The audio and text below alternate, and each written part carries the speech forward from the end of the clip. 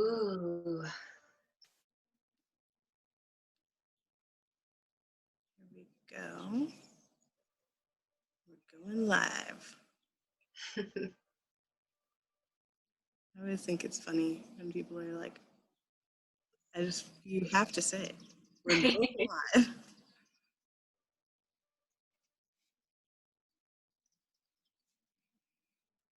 Okay, so while that's loading up, I'm gonna give my little spiel. Here we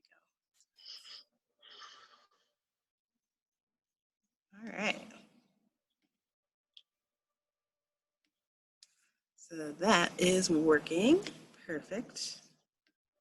I have no idea how to even do that. I'm going to have to learn. Magic. Hi, everyone. Thank you so much for coming. I'm the program coordinator here at Foxhaven. On behalf of the farm, thank you so much for coming and supporting our work amidst the coronavirus shutdowns. Just in case you haven't been to the farm, we're in Jefferson, Maryland. That's about 10 minutes from Frederick, or an hour from DC, Baltimore, Virginia. And our mission is to help deepen the connection between humankind and the natural world. And we fulfill our mission by growing fresh herbs using organic and regenerative farm practices and hosting educational classes and retreats. When we're not social distancing, we open our doors for you to come and stay in one of our farmhouses. And these locations are perfect for private gatherings, celebrations, or enjoying some much needed peace and quiet. You can always visit our website to learn more at www.foxhavenfarm.org. And today we have Lauren Dodge, a Fruit to the Roots, and she's an amazing local herbalist in our area. She creates skincare products and all kinds of delicious things. I always see her on Instagram. Everything looks beautiful. I'll let you go ahead and talk about that a little bit, and then we'll go ahead and get started into what a tea ceremony is. Great. Thank you guys so much for joining me here today. I am honored to be your tea guide for the afternoon. My name is Lauren Dodge. I started my business Fruits to the Roots with my husband in 2011 on the West Coast, and a few years ago we moved to the East Coast. So now we're diving with the East Coast people. Hello, and still the West Coast people. It's been really interesting time to reconnect and sort of expand how we can operate as a business and how we can connect with all of you right now. So again, I'm honored and grateful to be here today. And for those of you that have any interest in seeing my other offerings, feel free to email me, lauren@fruitstotheroots.com, or check out my website, fruitstotheroots.com. And I guess I should just go for it. Go for it. Awesome. Okay. Thank you for joining me for tea ceremony, tea ritual, and tea blending today. This is a class that is going to sort of morph and grow over the next year. So every time I offer it, it's going to change a little bit. For today, I want to start by saying a few words in meditation, as well as just getting into the space. One thing that I've learned in working with plants, plant medicine, as well as plant energetics, is by shifting our natural sort of perspective, we can really open ourselves up to the whispers and the guidance of that energy in a way that we otherwise can't easily access. So doing things like meditation, or chanting, or using singing bowls, incense, all of these different techniques, even dancing, movement, getting into your body, can really put you into a different state to be open to that energetic and spiritual communication with plants. So in that mindset, I want to start with just a little meditation here. So for those of you present, if you want to take it to close your eyes, get comfortable. Right now, it might be also nice if you're following along with the class, have a piece of paper, a pen or pencil, as well as if during your meditation things come up and you'd like to have your plant allies with you, either medicines, flower essences that you already are very familiar with, or that you are interested in exploring today after the class. I have with me here today, I'll show you a few things before we start. I have some chaga mushroom and some Damiana and some ashwagandha, as well as some rose petals and some holy basil. I also have my fluorite friend here and some incense going. So that's just my little setup in order to kind of show you what I have going on. So if you want to get comfortable, I have a blanket. I'm sitting on the floor. Go ahead and close your eyes and take a deep breath with me. Breathing in and breathing out. And with each breath in, try to bring in your intention for the day, for this moment. And with each exhale out, just release any pent up energy. You'll feel it in your body as you start to get comfortable and as you start to relax. And on your next inhale, go ahead and breathe in a little bit of white light. And feel that white light guiding itself down to your heart center.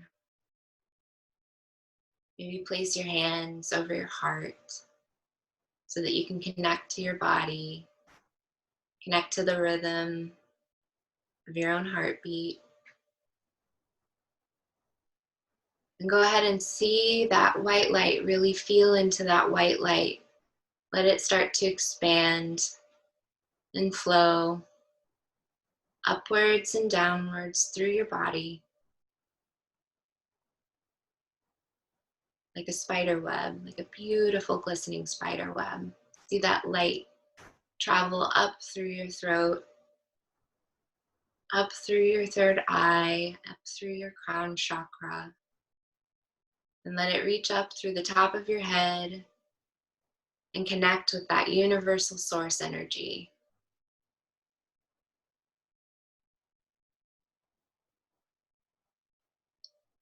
Traveling back down, pulling that wonderful golden colored light, whatever color it is, through the crown of your head, down through your third eye, down through your throat chakra.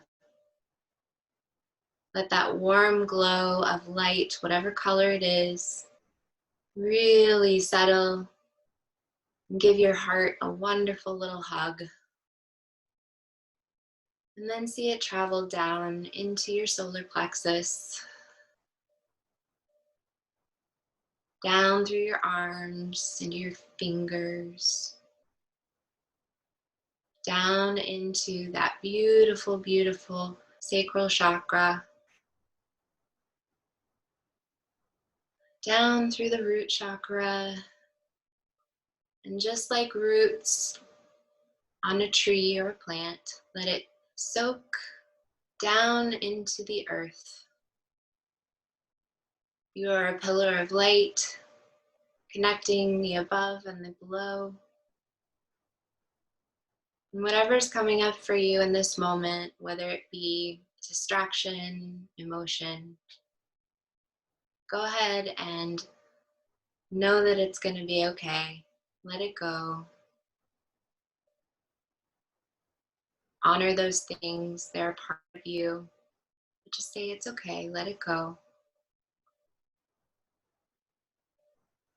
And when you're ready, you can bring your attention back to your heart center. Taking another deep breath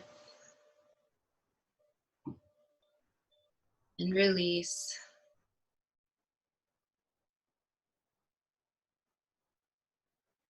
sitting with yourself, being calm, being patient.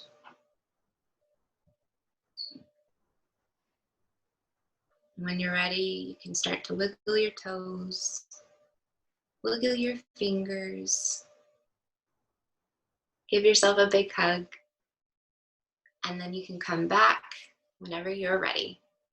Thank you guys so much for joining me in that meditation. From there, this is how I like to start a lot of times when I'm working with plants, especially when I am blending for the moment. Each day, we're in a different state of mind. We're in a different place within our bodies. And when we dig into these meditative states, when we shift our perspective, we're able to glimpse areas of our body that are holding on to things that we're going through, whether it's emotions, whether it's just an energetic blockage. Maybe you're sitting too hunched over, typing at your computer, looking at your Zoom. Maybe it's that you need that expansion. Plants can do that for us. For those of you that when you opened your eyes, you may have noticed if you have some plants sitting in front of you that they began to speak to you. They began to call to you. And for me, as I was thinking about what I wanted to talk to you guys about today and what plants were really calling to me, it was all about that opening of communication, sort of that expansion of the voice and the connection between the heart and the head. So bringing it into that voice center. I'm going to go ahead and switch you over to this next camera here. I have with us today some wonderful plant communication friends. Rose, I'd like to start with Rose. Rose, when we are blending a tea, thinking about various things that we want to do, you can simply start with an emotion. So in your meditation, something that came up for me was, again, that center, that heart center, but also how do I connect what I need to say with a place of compassion. Right now, there's a lot going on in the world, and being able to put that compassion and that energy into a tea blend is really special. So rose is something that, as a flower, is already a medicine for grief, a medicine for being present with our sort of deepest desires. Offering that as a plant in this blend is one way that we can go about starting a tea blend. I'm going to go ahead and share a document with you guys. Is that something I can do, Alex? Yes, for sure. You can either send it to me by email, or if you're looking to share it right away, you can share your screen. Okay, I'll share it in the screen.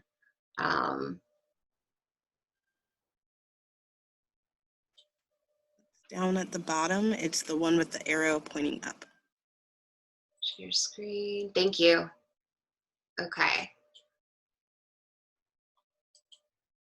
So this is our tea blending pyramid.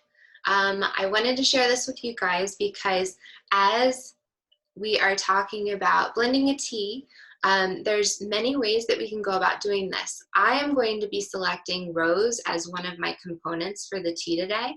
I also have chaga mushroom, Damiana, holy basil, and ashwagandha. Because I'm starting with an emotion, this is going to be my active component here. It can sometimes be a flavor, a feeling, or a function, depending on how you want to create your blend. But as I want that primary function to be compassion in my tea, I am going to have it be 50% of my tea blend. So as it's 50% of my tea blend for today, let me switch you back over, and I'll be switching back and forth between this document for you guys. If I can figure it out, oh gosh, have I just lost everything? Hold on 1 second. Okay, stop share. Gotcha. Okay, so 50% of my blend is going to be that beautiful rose. So we have, and I'm going to be using this teacup to show you guys. So we have our rose. 50%. I'm going to make up a blend of about 5 teaspoons today. So I'm using a single teaspoon for that. The second component that I want to introduce, something that was coming up, is communication. Holy basil as an energetic plant medicine is something that I like to refer to as a bridging or communication plant. It's an adaptogen. So adaptogens actually has to release from our bodies. They help us to function a bit better. I'm going to make this another part of that 50%. So I'm also going to do a teaspoon of that. So that's going to make up about 50% of our blend today. Additionally, I would like to add in some structure. So I'm going to go back over to that pyramid. Some structure, some supporting structure. This is the bridging flavor. So this should be a flavor that you're very familiar with when you're blending a tea. For me, I adore Damiana, and this is something that when I'm blending, I like to use to help me connect not only to the plants that I'm blending with, but also to the people that I am sharing with. So we're going to do 1 teaspoon of Damiana. And I'm also going to do 1 teaspoon of chaga mushroom. Chaga mushroom is going to give it a little bit more body, a little bit more sturdiness in the flavor. And then for those of you unfamiliar with an herb that you may want to work with, I have a lot of familiarity with ashwagandha, but it's a really different flavor from all of these other things that we're working with. So it has a little bit more of an astringency, a brightness, something that isn't necessarily everyone's cup of tea. So putting it into that top category, that catalyst category, the 1 part, you're going to get a little bit of playfulness from that herb without it overpowering those other plants that you're working with. So I'm going to go ahead and add 1 teaspoon of the ashwagandha. And this is simply one way that you can begin to blend and create tea blends. This is a very sort of logical, thought-based way of blending, educational way of blending. But I want to quickly share with you one of my favorite ways to work with blends. This is something that I created to sort of capture the essence of intuition and plant spirit, and as well as emotional sort of intention in bringing a blend together. So with that, if you guys want to do this with me, feel free to have a piece of paper, and the other things that you're going to need, have some herbs in front of you if you want to do it right now. Otherwise, you can work with your piece of paper first, and then you can do this after the video. So with your piece of paper, you're going to want either a marker or a pen or pencil. I'm going to use a marker so that it shows up a bit better for you guys. This is something I like to call the Team Mandala, and it's really just me sort of scribbling and doodling to start with. But it's all from a place of intention. So kind of, if you've ever done any sort of writing that has allowed you to just sort of stream of consciousness, this is a similar idea. So I tend to work a lot with wavy lines and with hearts and things that feel familiar. I'm no artist, but I like to sort of just go with what is coming up for me. And for me, right now, this sort of flow of communication is really that important part. The waves really give me that connectivity. The spiral is a symbol for life. It's a symbol for, again, connectivity, the perfectly imperfect circle. And then also in here, I'm just sort of seeing that there's also like these crosses, which is very cool, having sort of that dual nature component also a part of this. So once you have an image that you are attracted to in place, and again, this is fun. It's not one thing only. Once you have an image that you're attracted to, then you can begin to play. And I like to sometimes think about the color that I'm working with. Sometimes it's about the plants. Sometimes it's about an emotion. So really digging in and smelling, even smelling or looking at the plants that you're working with. So this is holy basil. And when I smell it, I can feel that energy really like giving me a sense of confidence from my lungs. Interestingly enough, for those of you that do or don't know about holy basil as a plant, it's actually going to help open up the respiratory system. So there's these little whispers that we can sometimes pick up on from a plant just by being present with it. It's also a green, a beautiful green color. So that speaks to me personally about heart energy and heart medicine, coming back to the heart chakra. So switching back over to that little mandala that we have here, I'm going to actually start with it right in the middle. And this is something that, again, isn't about perfection necessarily. It's all about being present in the moment and following sort of that intuitive nature, that energetic nature that the plant is speaking to you. And for me, this is something that allows me to connect in a way with the energetics of the plant, sort of the magical component of the plant in a way that I can't, it gets me out of my head. It puts me into more of my creative state. It also allows you to see sort of what colors are popping through. When you're working with tea blends, if you're working with them as energetic sort of medicine, not just for their medicinal components, but energetic medicine, you want it to look beautiful when you are looking at it. So creating something that visually is very stunning to you in that moment is a really nice way to connect and see and be a part of this blend. And again, it's going to develop and it's going to change. And the funniest part about doing this sort of meditative, artistic perspective with tea is that you would think, well, that there's no way that is going to taste right. There's no way that's going to taste right. It's so funny because 9 times out of 10, when I do this for myself or for a client or with someone, it ends up being exactly what I needed. So putting aside what we are told about learning, there's so many ways to learn and there's so many ways to understand and pick up on what plants can tell us. This is a really, really fun way to connect to plant medicine. So now that I have this blend, I've done a blend of rose and holy basil and ashwagandha.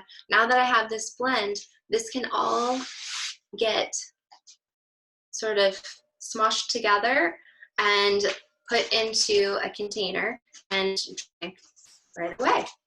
And for this one, I'm going to use this little guy, and then I'll switch you back over so that you can see it is, again, so beautiful and completely different. But these are two very fun, very different ways that you can go about blending. And again, the reason I want to show you this is that each day, what I really want you to walk away with is that each day when we are blending tea or drinking tea, being mindful and, oop, I keep doing that, being mindful and being present with where we're at, the plants will speak, the plants will begin to talk to us. And again, this is all about playing. This is all about being present and really digging into your senses. So there's another component that you can think about when you're blending tea, when you're sitting with tea, when you're creating a ritual space for tea. Sense memory. Sense memory is so beautiful. I have created a number of blends, and I encourage you to take a moment to write down one of your favorite memories. For me, I talk about this memory a lot because it's one of my first memories that I can remember with tea. When I was I think I was probably like 10 or 11, me and my brother and my great aunt were sitting around our dinner table, and my great aunt had made us tea, and she allowed my brother and I to add our own cream and sugar, and there was probably way too much sugar, so it hardly tasted like tea anymore. But I remember it smelling like citrus and cinnamon.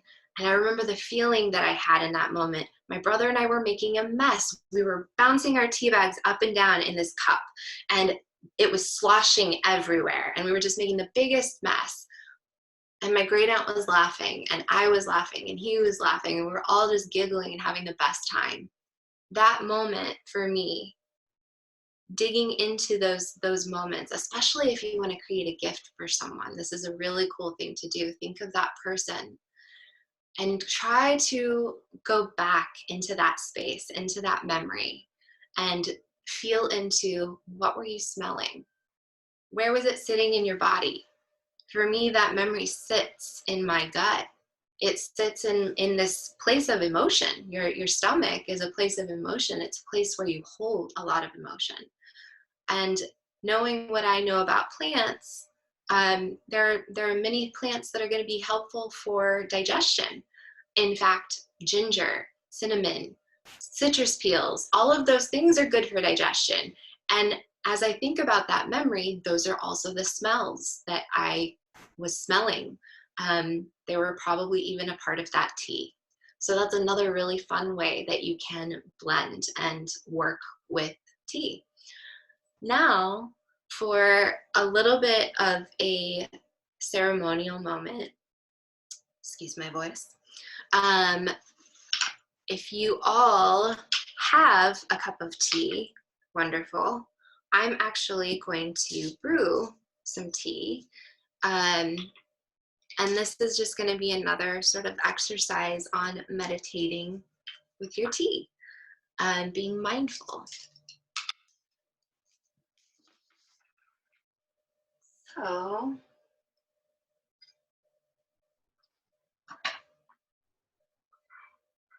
give me one sec while I set up. When we are picking a tea to brew, I've worked in a lot of different farmers market type settings, and used to actually blend for people on the spot in farmers markets, create blends for them. And it was always so funny to see how people reacted, not just to the blend itself, but when they were beginning to sort of walk, when they were getting closer to my booth at the market, you would see these people like kind of, what is that? What's going on there? And a plant, a word on a canister that had, for example, I had mugwort at the farmer's market. That was one that drew a lot of people in. And it would be something that they'd be like, I don't know why I'm here. I don't like tea really, but what is that? And it's so funny because a lot of times when you start telling someone about mugwort, if that's what draws them in, it immediately makes sense for them. So being mindful of what you're attracted to when you go to make your cup of tea, either in the morning or the afternoon, having your botanicals in glass containers where you can actually see them, see the color, making sure that they're nice and tight. But if you want to open up a jar to like get a good smell, that is a wonderful way to see if it's something that your body needs. Again, if you had just done a meditation and found that you were holding a lot of tightness in a certain area of your body, and you know the medicinal qualities of that plant, that might be another reason that you choose to blend or to enjoy something that day. For right now, I'm actually going to be sharing a moment of meditation with a green tea, peppermint, and geranium. So I'm lucky enough that I have a ginormous geranium plant. You can probably see it behind me. And when you're blending and brewing tea, that doesn't want to stay there today. Okay. When you're blending and brewing tea, in traditional ceremonies, there's no talking. But for now, we're going to go ahead and we're going to talk, because it's fun for me to be able to share with you on sort of some of what is going on. So in tea ceremony, all that you really need is tea and water. You don't really even need a teapot. You don't really even need all of these other little fancy things. However, they do come in handy. So I have with me today a green tea and a peppermint.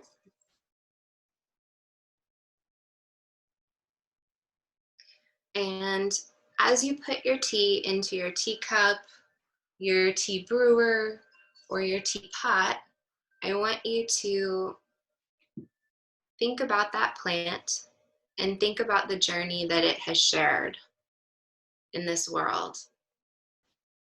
Think about the people that have gathered those tea leaves. This is a hand-rolled green tea. So thinking about who sat there and rolled that green tea in their fingers and then offered it back to you. This will all connect you deeper to the earth, to the people that made it possible for you to enjoy this wonderful beverage, and to yourself. As you work with fresh plants, you can either put them into your teapot or you can put them directly into your teacup. I'm going to be breaking apart my geranium leaf so that there's a good amount of surface area. When you're working with fresh plants, you want to really open up that surface area so that you are getting the full benefit of it. But I remember when I got this plant, I remember every hardship it went through. And I'm so grateful that it has made its way into my cup today. Another really wonderful thing you can do is if you have a quartz crystal or an amethyst, you can boil these and clarify them, and then they're safe to put into your teapot or teacup. So I'm going to put that amethyst stone in there, and that's going to add some extra mineralization, but also thinking about this wonderful little amethyst, the life that it has, the journey that it has been through on this earth. This is so much older than me. What can it teach me? Where can it help me heal? How can it help me heal? So being mindful as we add each ingredient into our teapot or tea strainer, however you want to do it. Water and tea, it's not possible to have tea without water.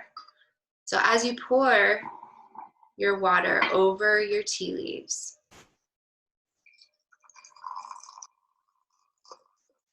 I like to have a moment of fun with this, where I really get a good steady stream of bubbles, finding the joy in that water. And for me, I like to let this sit and take another moment while it brews for maybe a minute, 30 seconds, to really breathe. And if you're brewing it in a teacup, a really fun exercise is to hold your teacup under your nose and just allow those wonderful oils to rise up on those air molecules. All of those wonderful essential oils in your cup are going to be rising up and greeting your olfactory, greeting your senses.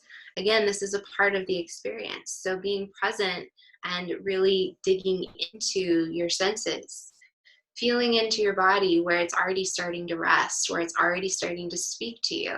I can immediately feel that geranium.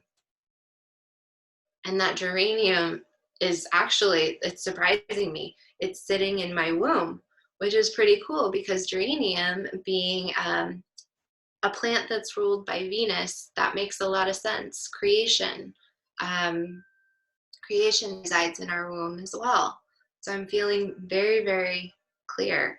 But being present with those first moments of the tea before you've even tasted it, the smell, that will begin to teach you something. The magic starts there.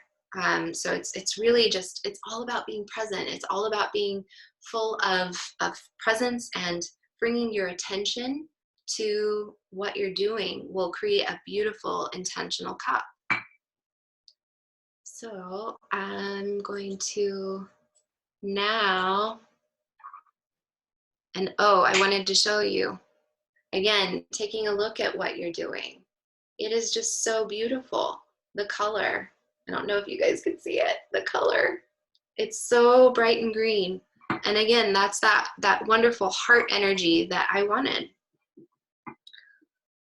So in tea ceremony, there is a wonderful and funny part that I find a lot of joy in. And when you're brewing and working with tea, I think it's great to find moments of tradition, but also making something your own. This is called a teapot.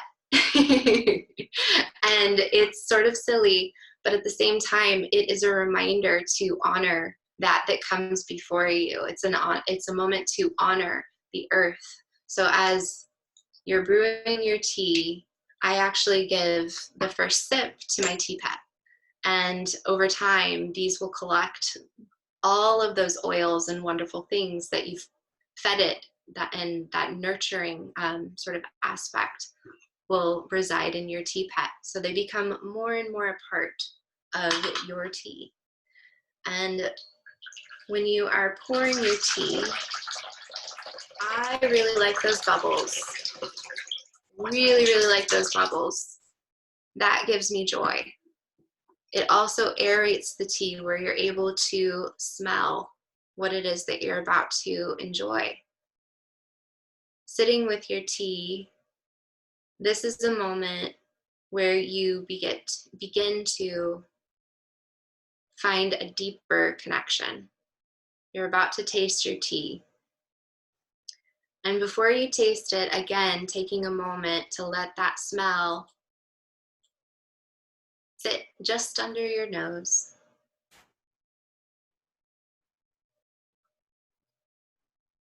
Trying to find that space of gratitude for the plants that are in your cup, for the wonderful nutritive earth that they grew in, for the people that made it possible for those plants to be in your cup, for the water that either rained down from the heavens, the dewdrops in the morning that caressed the leaves, the minerals in the earth that fed those roots, the delicate fingers or the sturdy fingers that plucked the leaves or the flowers and then helped them dry so that you could enjoy this moment. Also giving thanks to yourself for being present and being patient enough to listen and to feel inspired. And as you take your first sip, be mindful of where it sits in your body.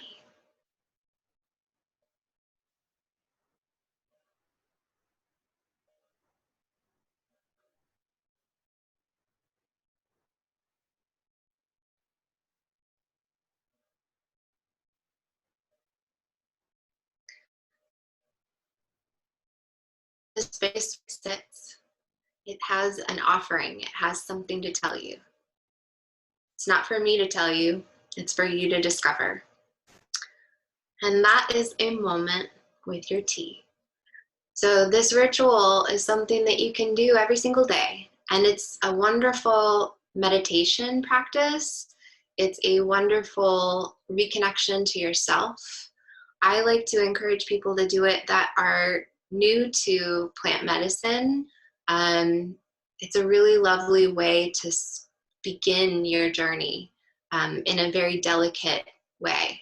Tea is something that's so accessible because, again, you don't even need a filter. You can use good quality water and good quality plants and just put them in your cup and let it brew and let those plants settle down to the bottom. And as they settle down to the bottom, you can enjoy that wonderful beverage. The ritual of tea is something that connects us in more ways than one to each other, to everything going on around the world. I mean, sitting and thinking about everything that this cup of tea went through just to get to me connects me so much further to my community, to my own garden that my geranium has come through. Here's my geranium. And as well as places in the world I've never been. This tea has come from a beautiful mountain range in China, and I've never been there. But sitting and drinking these tea leaves and feeling into that energy, I can find gratitude and connect in a way to the people, the place, and the plants. And all of that is information that our bodies and our spirits can use and grow and learn from, and just become more mindful with. Again, it's about slowing down. It's about slowing down so that we can find the greater and deeper connections. It's pretty inspiring and pretty cool. So that is our class today. I want to leave time so that I can answer any questions that you guys might have. As well as I would love to, if you guys would like me to send you the tea blending pyramid document along with sort of little explanations, feel free to put your email in the chat and I will be able to send it to you. Any questions from anyone? Love the tea pet idea. Yeah, the tea pet is not my idea. I cannot take credit for it. But the part that for me is so fun with the tea pets are something that are in Chinese traditional tea ceremony a lot. And usually they are made out of a clay that's super porous. So actually mine is as well, but part of it is coated. So the ears have the raw clay, the eyes have the raw clay. And because it is so porous and raw, it absorbs all those energies and smells and scents and things, but it's actually a part of Chinese traditional tea ceremony. For me, it's a part that I find super funny and I love. I like the attention to that energetic connection, and also sort of you can have a lot of fun bringing in your animal guides this way into your tea ceremony, something that maybe some of you are familiar with already. The rabbit has a special place in my heart. So again, it's just something that I'm very familiar with and comforted with, but it has a lot of funny stories in my history. So every time I nurture it, it just reminds me of that joy and that power. How do you clean your crystals before adding to the tea? So for cleaning the crystals, the best thing to do, you want to absolutely know that the crystal is safe to put into water, that it doesn't contain any sort of heavy metals like copper or I know like hematite is sort of iffy. So just make sure you know your crystals. That's why I like to suggest quartz crystal or amethyst. Those are fairly accessible and not going to be detrimental putting them into your teacup. You're going to want to put them into a stovetop pot with water and boil them for at least 30 minutes to an hour so that they get sort of super clean. And then when you pull them out, store them in a super sanitary glass jar if that's what you're going to be using them for, but not right away. And then you can, I would say, like, I clean my crystals that I use for tea every week or two because I don't use them every time, but I do put them back into the jar. But every time you use it, you're going to want to clean it so make sure you have a clean section, and then a jar for stones that are already ready to go. Other questions? Going to ask for the diagram. Good. Any other questions, you guys? This was so lovely. Thank you. I really enjoyed your I've never heard of some of these techniques of with the art. Um, I loved putting into like a swirl formation or whatever you're called to before you. Yeah. I'm glad that you enjoyed it. The art is something that, again, like, I feel like when we're learning about how to work with tea, and people a lot of times, I feel like when they take my class, they're worried about it not tasting good. And if you're worrying too much about your blend not tasting good, it's not going to taste good. Because again, setting the stage, bringing your attention and your intention to the blending space is one of the bigger parts. So I've studied a form of alchemy that's translated to plants, and one of the biggest parts of my training doing that when I first started is that in order to work with any sort of medicine, you have to know yourself. You have to be in a good space with yourself. So we were taught not to step into the lab on days where we're not quite right, where we're not in the right headspace, or we're not in a good heart space.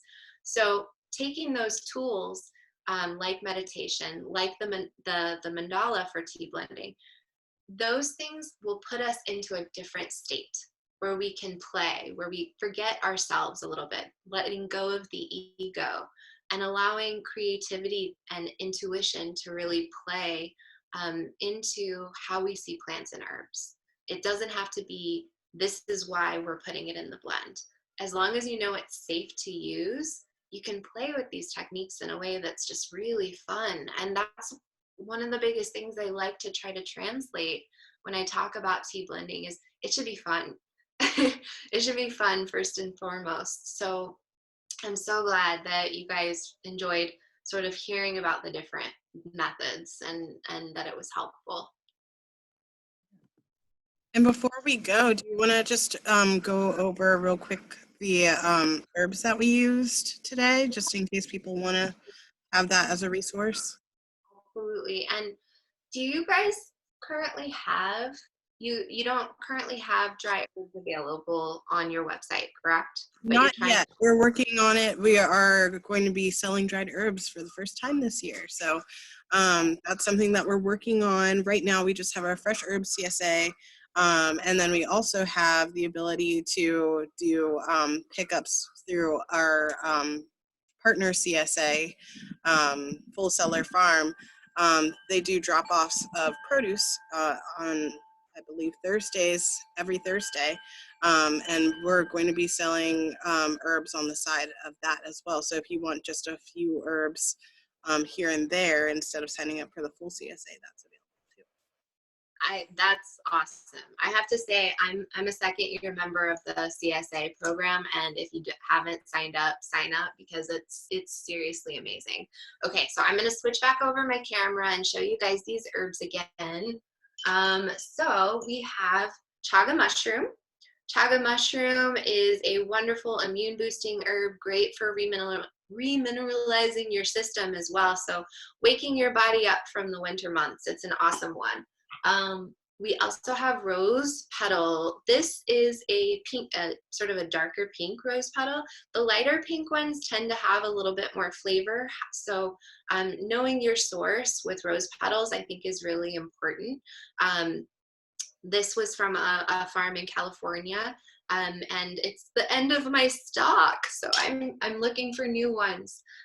Rose petal is fantastic for the liver, really helpful for cooling the body, great for skincare as well, and so is chaga mushroom. All of these things actually are fantastic for the skin.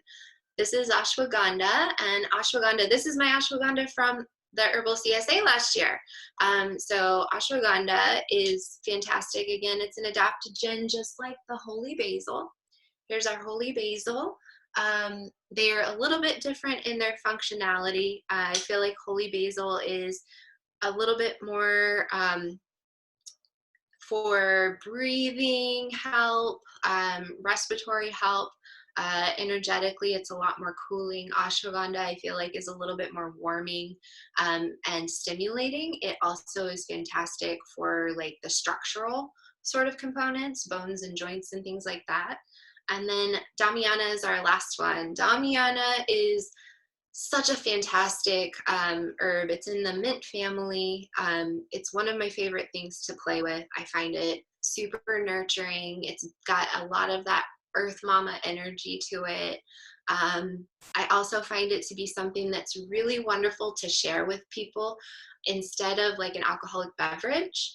Damiana has this wonderful way of bringing us together in communication and sort of through that heart center. So if that makes sense, I feel like it's such a cool heart like opening feeling that you get when you're sharing Damiana with people.